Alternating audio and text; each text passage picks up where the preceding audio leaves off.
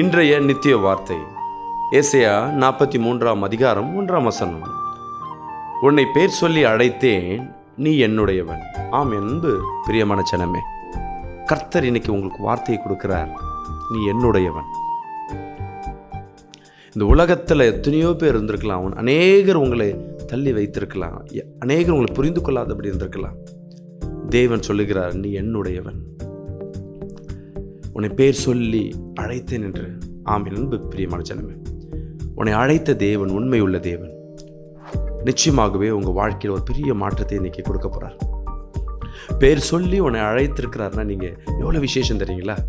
அவர் சொல்கிறார், என்னுடையவன். அவர் உரிமை கொள்ளுகிறார். இந்த உலகத்தில் இருக்க அநேகர் உரிமை கொள்ள யார் யார் தள்ளப்படுறாங்க, ஒதுக்கப்படுறார்களோ, அவர் மீது அன்பு வைக்கிறார்களோ, அவர் மீது கர்த்தர் சொல்லுகிறார், நீ என்னுடையவன் என்று. இன்னைக்கு கர்த்தர் அவர் உங்களோடு இருப்பதை நீங்கள் பார்க்க போகிறீங்க. ஆமென். இந்த சம்பவத்தை பார்க்கும் பொழுது ஒரு சாட்சி எனக்கு முன்பாக நினைவுக்கு வருகிறது. அவர் சொல்கிறார், உன்னை பேர் சொல்லி அழைத்தேன், நீ என்னுடையவன். ஒரு நாள் ஒரு சகோதரன் தன் ஊழியத்தெல்லாம் செய்து விட்டுட்டு, அவங்க மிஷினரி ஊழியம், கிராமங்களில் போய் ஊழியம் செய்கிறோம், குடும்பத்தெல்லாம் விட்டுட்டு வந்துட்டு ஒரு இடத்துல ஊழியம் செய்யும் பொழுது, ஊழியம் செய்து கொண்டே இருக்கும் பொழுது, அங்கே குடும்பத்தில் ஒரு விசுவாசிக்கு மத்தியில் ஒரு கல்யாணம். அந்த கல்யாணம் நடக்கும் பொழுது என்ன ஆயிடுச்சுன்னா, இவர் ஊழியக்காரன்ற முறையில் ஜெபம் பண்ணி சொல்லுவாங்கள்ல, அப்போ ஜெபம் பண்ணும்போது ஊரில் இருக்க ஒருத்தர் சொல்லிட்டாரு, இவர் என்ன ஜாதி, என்ன குலம், இவர் எப்படி இதுக்கு பண்ணணும்னு. அப்போ அவர் கேட்குறாங்க, பாஸ்டர் நீங்கள் என்ன ஜாதி பாஸ்டர்? இவர் முழிக்கிறார். ஜாதி சொல்ல அவர் விரும்பலை. ஏன்னா ஊழியத்தில் தேவனை நம்மளை தேர்ந்தெடுத்த பிறகு நம்மளாம் தேவ ஜாதி, தேவனுடைய இனமாய் மாறுகிறோம், கிறிஸ்துவனுடைய இனமாய் மாறுறோம். அவர் சொல்லலை. உடனே இவர் என்ன பண்ணுறாங்க, ஒதுக்குறாங்க, அவரை திட்டுறாங்க. அப்போ இவர் தாழ்த்தப்பட்ட ஜாதியாக இருக்கும், இவர்கிட்ட போய் ஜெபம் பண்ணுறீங்க, இவர் ஊரில் சேர்த்தீங்களே அப்படின்ட்டு அந்த ஊரில் இருக்கவங்கள திட்டுறாங்க. இத்தனை நாள் அவர் செய்த நன்மையை என்ன பண்ணல, யாரும் பார்க்கலை. அவரை திட்ட ஆரம்பித்தாங்க, வெறுக்க ஆரம்பித்தாங்க. அந்த கல்யாணத்துலேருந்து அவர் அவமானப்படுத்தி வெளியே அனுப்புகிறாங்க. என்னை கூப்பிடும் பொழுது கனப்படுத்தி கூப்பிட்டாங்க. கண்ணீரோடு வெளியே வராரு. சொந்தம் பந்தம் யாருமே இல்லை. வெளியே வரும்பொழுது அவங்க மனைவி சொல்கிறாங்க, எங்கே கவலைப்படாதீங்க, ஏசப்பாக்கு எவ்வளோ அவமானம் வந்திருக்கும், நீங்கள் போய் இப்படி கவலைப்படலாமா? இல்லை, இவங்க எல்லாம் என்னை நேசித்தவங்களே என்னை ஒதுக்குறாங்களே. இப்போ தேவைப்படும் போது நான் தேவைப்பட்டேன், அப்போல்லாம் எந்த ஜாதின்னு தெரியல, இன்றைக்கி சூழ்நிலை வரும்பொழுது என்னை தள்ளி வைக்கிறாங்கன்னு அழுது கலங்கி போய் அவர் போய் வீட்டில் போய் அழுதுட்டு உட்காந்துட்டார். என்ன நடக்குதுன்னா, அந்த கல்யாணத்தில் எல்லாம் நடக்குது. கல்யாணம் பண்ணுறதுக்கு ஒரு 1 ஹவருக்கு முன்னாடி அந்த மாலையை எடுத்துகிட்டு பொண்ணுக்கு போடுவாங்க பார்த்தீங்களா. மாலை போட்டுட்டு அதுக்கப்புறம் மணமடியில் உட்காந்த பிறகு தாலி கட்டுவாங்க. அப்படி உட்காந்துருக்கும் மாலையில் பூவில் ஒரு சின்ன ஒரு பாம்பு, விஷ பாம்பு இருந்திருக்கு. அந்த பிள்ளைய கடிச்சிருக்கு. இவங்களுக்கு தெரியல, அந்த பிள்ளை மயங்கி விழுந்துட்டுருக்கு. மயங்கி விழுந்த பிறகு தான் தெரியுது அது விஷம் பாம்பு உள்ளே இருக்குது, பிள்ளை மறிக்க போகிறதுன்ட்டு. இதில் யார்? அந்த மகன் மறிக்கிற சருவாயில் இருக்காங்க. எல்லாம் கதறாங்க, அழுகுறாங்க. கல்யாணம் நிற்கிற சூழ்நிலை.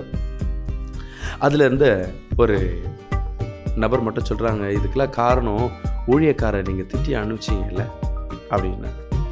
ஐயோ, ஊழியக்காரர், அந்த ஊழியக்கார பேர் பிரபுன்னு சொல்லி ஒரு ஊழியக்காரர்.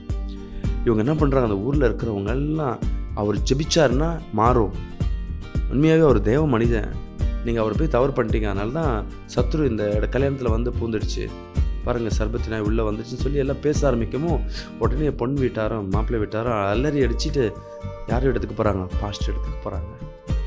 பாஸ்டர் இடத்துக்கு வீட்டுக்கு போய் அங்கேருந்து கத்துறாங்க, பிரபையா பிரபையா அவங்கள மன்னிச்சிடுங்க, வாங்க வாங்கன்னு. இவர் என்ன அழுதுட்டு தூங்குறதுனால இவருக்கு என்ன தெரியல, கனவுல தான் யாரோ கூப்பிட்றாங்கன்னு. இவருக்கு என்னென்னா தேவன் பேர் சொல்லி கூப்பிடுறது போல் இவருக்குள்ள நினைப்பு. கண் விழித்து பார்த்தா யாருமே இல்லை, ஆனால் கத்துற சவுண்டு இருக்குது. கதவு திறந்தால் கதவுக்கு வெளியே நிறைய பேர் நிற்கிறாங்க. வீட்டில் என்னங்க, என்ன எங்களை மன்னிச்சிக்கிங்கய்யா, எங்கள் பிள்ளைங்களுக்கு பாவம் கிடச்சிச்சு. நான் இப்போ என்ன பண்ண மாட்டேன், ஜெபிக்க மாட்டேன், ஏன்னா உங்கள் ஜாதியால் யாராக இருப்பாங்க, உங்கள் இனத்தான் இருக்கா, அவங்கள இட்டுட்டு போங்க, நாங்கள் சுகப்படுத்தினா அது உங்கள் ஜாதிக்கு எடுக்காக இருக்கணும்னு சொல்லி காலில் விட, நாங்கள் செஞ்ச தப்பு தான், இன்றைக்கி சாவ கிடக்குறாங்க, இன்றைக்கி வாங்கன்னு. மருத்துவத்தை தேடலை, ஹாஸ்பிட்டல் போல். யோசிச்சு பாருங்கள், தேவன் தாசனை தேடி வந்திருக்காங்க. ஏன் அங்கே யாராவது ஒருத்தர் அவர் மருத்துவத்துக்கு கேட்டுட்டு போகலாமேன்னு சொல்லியிருக்கலாமே, அதுவும் யாரும் சொல்லலை. இதுதான் கர்த்தர் செய்கிற காரியம். உடனே இவர் போகிறார், ஜெபிக்கிறார். பாருங்கள், ஜெபிச்ச கொஞ்ச நேரத்தில் அந்த கடித்த பாம்பு என்னென்னா, அது மயக்கம், விஷம் கம்மி, மயக்கம் இருக்குது. அந்த பிள்ளை எழுந்துச்சு. இப்படியும் இருக்கலாம், விஷம் கூட முறியடிக்கப்பட்டிருக்கலாம். உடனே இவரை கடவுளாக இந்த ஊரில் இருக்கவங்க முடிவு பண்ணுறாங்க, இனிமேட்டு எது நடந்தாலும் ஐயா இல்லாமல் பண்ணக்கூடாதுன்ட்டு. ஏன் இதை நான் சொல்கிறேன்னா, அநேக நேரம் நம்ம தள்ளப்பட்டிருப்போம், ஒதுக்கப்பட்டிருப்போம். ஆனால் தேவன் உன்னை பேர் சொல்லி அழைத்திருக்கிறார். குப்பையில் இருக்கிற நம்மளை, ஒதுக்கப்பட்ட நம்மளை பேர் சொல்லி அழைத்திருக்கிறார்னா நாம் எவ்வளோ விசேஷமானவர்கள். அவர் எவ்வளோ சொல்கிறார் பாருங்க, நீ என்னுடையவன். அந்த உரிமை இந்த உலகத்தில் யார் சொல்லுவா? நீ யாருப்பா? என் பிள்ளைப்பா. பெற்றோரே ஒரு நாளுக்கு அது நீ எல்லாம் என் பிள்ளை என்னன்னு சொல்லுவாங்க. ஆண் பிள்ளையோ பெண் பிள்ளையோ, சின்ன ஒரு குழந்தை பிறந்துச்சா, இல்லை இன்னொரு பிள்ளை ஒரு நன்மை செஞ்சால் உன் பிள்ளைய நீ எல்லாம் என் பிள்ளை இல்லை, இல்லை ஒரு தவறு செஞ்சால் கூட நீ என் பிள்ளை இல்லைன்னு ஒதுக்கிடுவாங்க. ஆனால் என் தேவன் உன்னை தள்ளி விடுகிற தேவன் அல்ல. இன்னைக்கு கர்த்தர் சொல்லுகிறார், நீ என்னுடையவன். அந்த உரிமையை இன்னைக்கு நீங்கள் பார்ப்பீங்க. God bless. கர்த்தர் உங்களை ஆசீர்வதிப்பார்.